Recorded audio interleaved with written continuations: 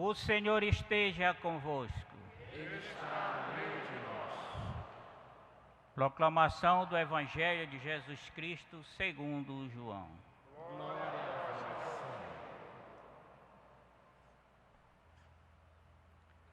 Naquele tempo, estando à mesa com seus discípulos, Jesus ficou profundamente comovido e testemunhou: em verdade vos digo, um de vós me entregará. Desconcertados, os discípulos olhavam uns para os outros, pois não sabia de quem Jesus estava falando. Um deles, a quem Jesus amava, estava recostado ao lado de Jesus. Simão Pedro fez um sinal para que ele procurasse saber de quem Jesus estava falando. Então o discípulo disse, reclinando-se sobre o peito de Jesus, perguntou-lhe: Senhor, quem é? Jesus respondeu: é aquele a quem eu der o pedaço de pão passado no molho. Então Jesus molhou um pedaço de pão e deu a Judas, filho de Simão Iscariotes. Depois do pedaço de pão, Satanás entrou em Judas. Então Jesus lhe disse: o que tens a fazer, executa-o depressa. Nenhum dos presentes compreendeu por que Jesus lhe disse isso. Como Judas guardava a bolsa, alguns pensavam que Jesus lhe queria dizer: compra o que precisamos para a festa, ou que desse alguma coisa aos pobres. Depois de receber o pedaço de pão, Judas saiu imediatamente. Era noite. Depois que Judas saiu, disse Jesus: agora foi glorificado o Filho do Homem, e Deus foi glorificado nele. Se Deus foi glorificado nele, também Deus o glorificará em si mesmo e o glorificará logo. Filhinhos, por pouco tempo estou ainda convosco. Vós me procurareis. E agora vos digo, como eu disse também aos judeus: para onde eu vou, vós não podeis ir.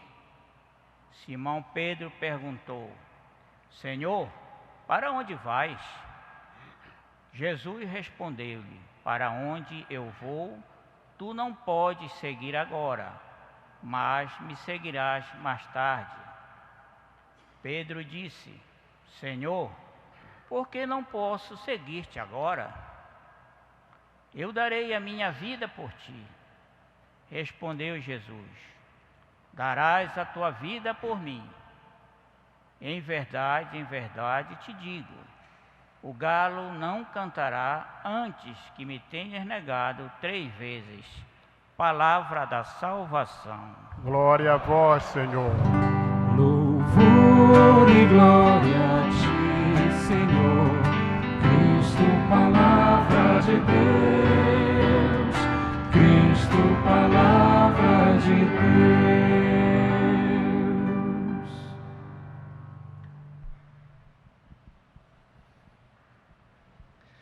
Meus irmãos e minhas irmãs e todos aqueles que nos acompanham pelos meios de comunicação, o texto dos homens, ele surgiu justamente na Semana Santa, nesse período da Quaresma, de Semana Santa, provavelmente há 10 anos atrás, justamente dentro de um tempo de espiritualidade forte. E é tão bonito ver os homens em oração. O texto dos homens, ele surgiu e trouxe os homens para a igreja. E damos louvores a Deus, damos graças a Deus por essa espiritualidade mariana que surgiu justamente aqui em torno do santuário de Nossa Senhora de Nazaré.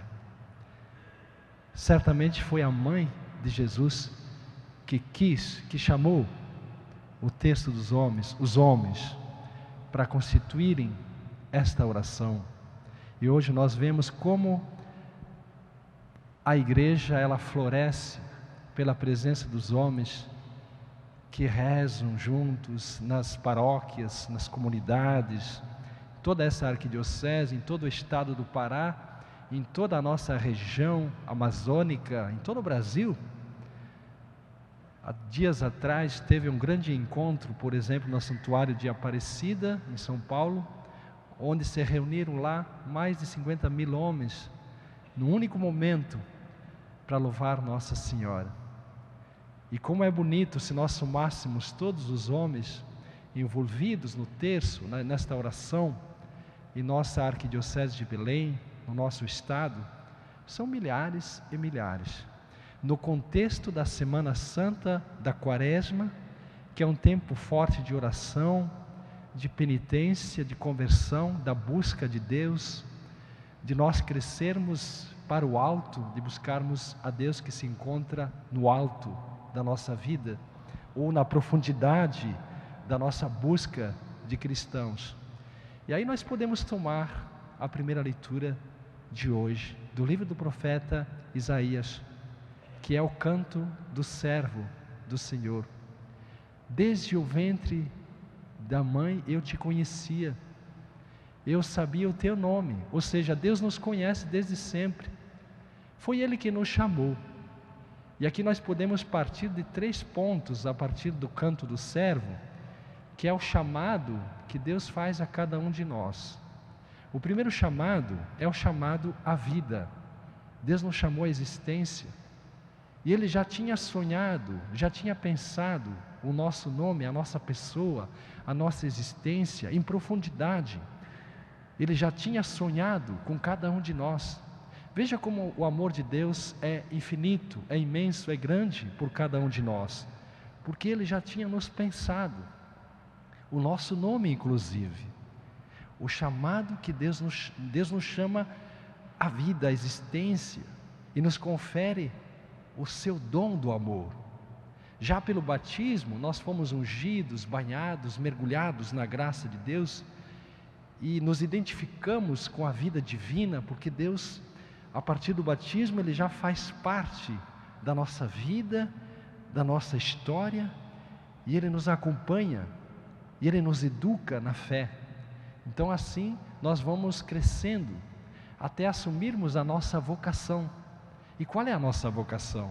Então tem o chamado, tem a vocação e tem a missão. A vocação é de fato de nós sermos filhos de Deus, que rezam, que oram, que rezam o terço, que testemunham o amor de Deus, que testemunham Jesus Cristo e a sua palavra, que vivem o amor de Deus, que amam o seu próximo, que amam a sua família. Quantas e quantas famílias hoje elas se sentem felizes porque vê o pai, a mulher vê o seu marido em oração, que antes não existia esse método, esse jeito, essa pedagogia de oração do texto dos homens. E a partir desse momento, os homens se encontram para o terço. Toda semana, pelo menos, na sua igreja, na sua paróquia, na sua comunidade, mas também na sua família, no seu grupo. Como é bonito isso! É a vocação, e a missão, que é o terceiro momento, fala do servo. O servo é o próprio Jesus Cristo, mas o servo somos cada um de nós também, como seguidores, como vocacionados à vida cristã.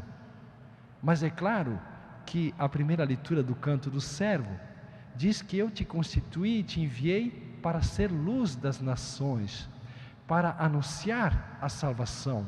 É assim que o profeta Isaías termina essa primeira leitura que nós acabamos de ouvir. Somos enviados a conquistar mais homens, a evangelizar, a espalhar o amor de Deus, a fazer acontecer o reino de Deus no mundo, a fazer crescer a fraternidade e a caridade no mundo. Os homens pela sua oração, pelo seu terço, dão esse testemunho, fazem crescer essa virtude, esse valor tão importante na nossa vida. E aí nós entramos então no Evangelho de hoje, porque nós estamos na Semana Santa, e nós estamos vivenciando os principais momentos da prisão de Jesus, da condenação, da paixão, da morte de Jesus. Mas aquilo que nós escutamos hoje do Evangelho de João acontece no contexto da ceia, no momento da ceia judaica. Jesus estava reunido com os seus amigos, os seus discípulos, certamente também a mãe de Jesus, algumas mulheres que serviam. E aí Jesus primeiramente lava os pés dos discípulos. Ele se mostra como servo, como aquele que veio para servir e não para ser servido. Esse é um valor fundamental também para os cristãos de hoje. Nós somos servidores na nossa família, na nossa comunidade, na nossa igreja. Nós servimos pela oração. Então, Jesus também serve aos apóstolos. Mas Jesus está cheio de dor, porque um dos apóstolos, que é justamente Judas, vai trair Jesus. Mas eu pergunto a vocês, e àqueles que nos acompanham pelos meios de comunicação, o amor de Jesus era para todos os seus discípulos? Era ou não era para todos os seus discípulos? Ele amava a todos? Também Judas era amado por Jesus. Jesus não sabia dos mistérios que se passavam no coração, na mente de Judas. Ele não sabia. E ele tentou até o último momento convertê-lo. Porque Jesus tinha estado com os seus apóstolos, com os seus discípulos, tinha os instruídos na fé, tinha lhes ensinado as orações, tinha lhes anunciado a palavra, tinha curado os doentes, ressuscitado os mortos, recuperado os cegos, tinha feito os surdos ouvirem, tinha realizado muitos sinais, muitos milagres para mostrar aos seus discípulos que ele era o Filho de Deus, o Messias, o enviado do alto do Pai. Mas Judas não tinha entendido, não tinha compreendido ainda. Então nós temos aqui nesse texto do Evangelho alguns episódios. Tudo começa com Judas e termina com Pedro, que também vai negar a Jesus. Mas aí nós temos uma cena onde entra a compaixão, entra o amor de Jesus, entra o sofrimento de Jesus. E aí então Jesus começa esse diálogo com os apóstolos e diz: em verdade vos digo, um de vós há de me trair. Mas os outros evangelhos dizem: ai daquele que trair o Filho do Homem, melhor seria se não tivesse nascido. Mas Judas não compreende, porque o mal, o espírito do mal, já tinha entrado na sua vida, no seu coração. Ele já tinha se deixado levar pelo espírito do mal, pelo demônio. Então ele não compreende o amor que Jesus tem por ele, porque Jesus diz: eu vos amei até o fim. Até o fim. Veja como são insondáveis os mistérios de Deus. Nós podemos comparar com a vida de um pai, de uma mãe numa família. O pai e a mãe amam todos os seus filhos, independentemente da situação de cada filho. Às vezes na nossa família tem uns filhos que são mais bonzinhos, que fazem tudo direito, que cumprem as ordens, que trabalham, que estudam, que fazem as coisas certas. Mas às vezes tem algum filho que às vezes comete um erro, não se sabe lá por que motivos. Às vezes ele se deixa levar pelo caminho dos vícios, das drogas, e acaba se afastando da família. A gente não sabe onde ele anda, com quem ele anda, o que ele faz de errado. Mas eu pergunto a vocês, você que é pai, você que é mãe, você deixa de amar esse filho que errou? Claro que não, você não vai deixar esse filho abandonado. Então eu penso que Jesus agiu da mesma forma com Judas. Jesus o amou até o fim, até o último momento. E ele esperou até aquele último momento que ele se convertesse, que ele se reconciliasse com Jesus, que ele mudasse o seu modo de pensar, que o coração dele se transformasse pelo amor de Jesus. Mas não foi possível, não foi possível.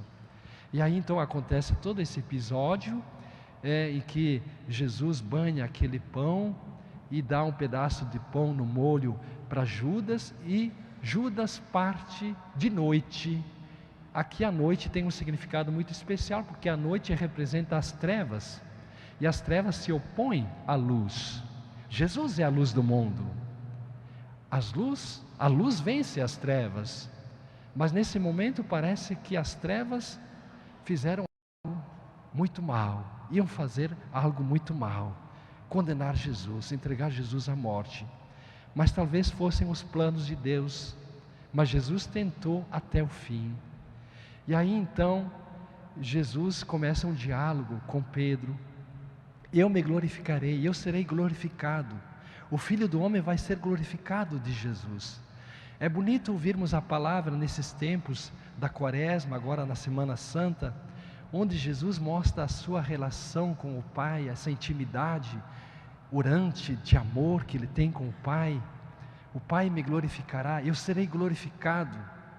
Jesus será glorificado porque ele está unido ao Pai. Eis o grande mistério da Santíssima Trindade, Pai, Filho e Espírito Santo. Jesus está aí, o Jesus histórico de corpo e alma está presente, mas ele está unido ao Pai na intimidade, na oração, naquelas circunstâncias, naquele grande mistério. E aí Pedro pergunta: mas para onde vai, Senhor? Para onde? Eu estarei pouco tempo convosco, porque eu deverei partir. Ele está partindo para se unir ao Pai. Mas Pedro diz para ele que ele não vai deixar de estar com Jesus, mesmo que ele tenha que morrer.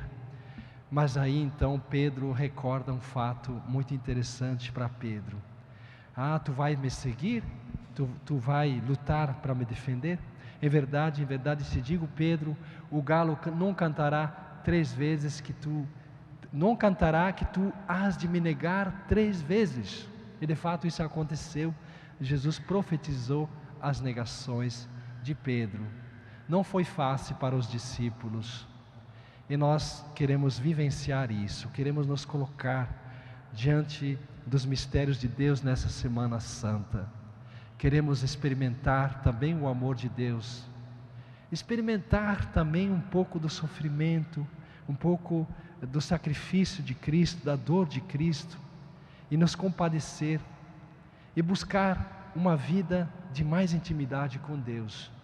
E eis o caminho, eis o meio: a oração do Santo Terço, os homens rezando o terço, nos seus lares, nas suas famílias, junto com seus filhos, com as suas esposas, nas comunidades, nas paróquias, na igreja, no santuário, em todos os lugares, a oração.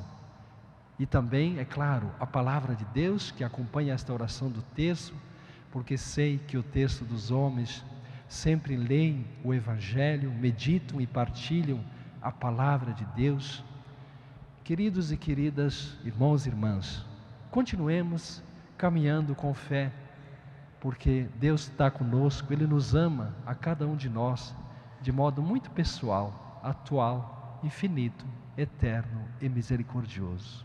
Louvado seja nosso Senhor Jesus Cristo.